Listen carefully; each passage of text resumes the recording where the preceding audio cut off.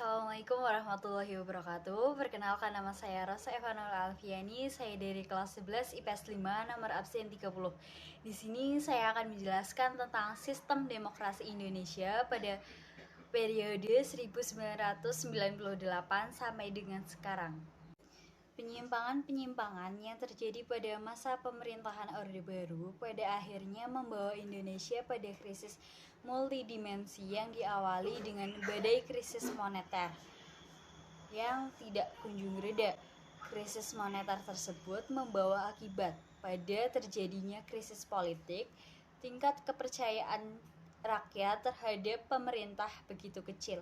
Tidak hanya itu, kerusuhan-kerusuhan yang terjadi hampir semua belahan bumi Nusantara ini akibatnya bisa ditebak.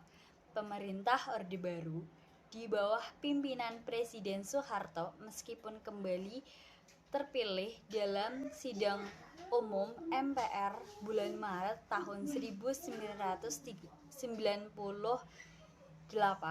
terperosok ke dalam kondisi yang diliputi oleh berbagai tekanan politik, baik dari luar negeri maupun dalam negeri, dari dunia internasional terutama Amerika Serikat, secara terbuka meminta Presiden Soeharto untuk mundur dari jabatannya sebagai presiden.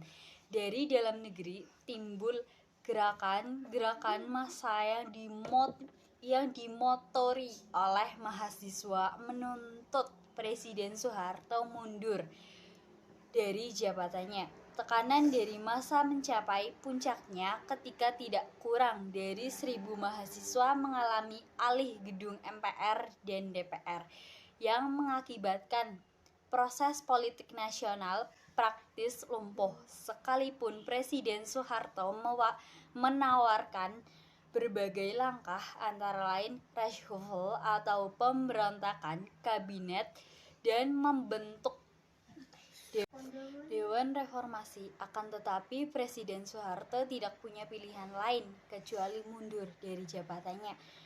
Akhirnya pada hari Kamis tanggal 21 Mei 1999, Presiden Soeharto bertempat di Istana Merdeka Jakarta menyatakan berhenti sebagai presiden dan dengan menggunakan pasal 8 Undang-Undang 1945, Presiden Soeharto segera mengatur agar Wali Presiden Habibie disumpah sebagai penggantinya di hadapan Mahkamah Agung.